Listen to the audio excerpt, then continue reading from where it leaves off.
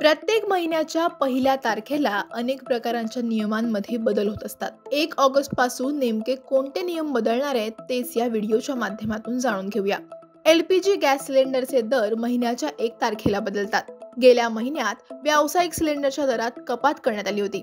त्यामुळे या महिन्यातही घरगुती आणि व्यावसायिक सिलेंडरच्या दरात आणखी कपात होण्याची शक्यता आहे. देशभरात LPG सिलेंडर सोबतच इंधन कंपन्या विमान इंधन आणि CNG PNGच्या दरातही बदल करतात.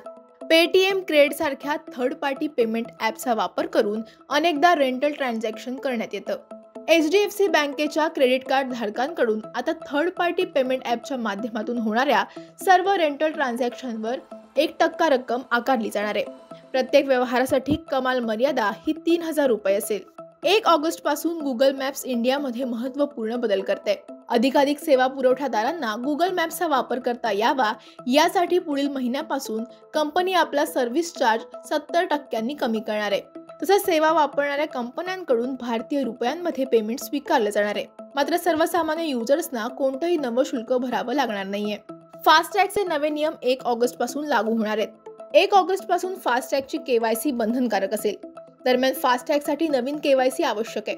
1 ऑगस्ट पासून कंपन्यांना NPCIच्या नियमांचं पालन करावं लागणार आहे. या नियमांमध्ये 3 ते 5 वर्षांपेक्षा जुन्या फास्टॅगसाठी KYC अपडेट करणं आणि 31 ऑक्टोबर पर्यंत 5 वर्षांपेक्षा जुन्या फास्टॅगमध्ये बदल करणं याचा समावेश आहे. इन्कम टॅक्स रिटर्न भरण्याची 31 जुलै 2024 ही शेवटची तारीख आहे. ही तारीख चुकल्यास पुढील महिन्यापासून ITR भरल्यास दंड भरावा लागू शकतो.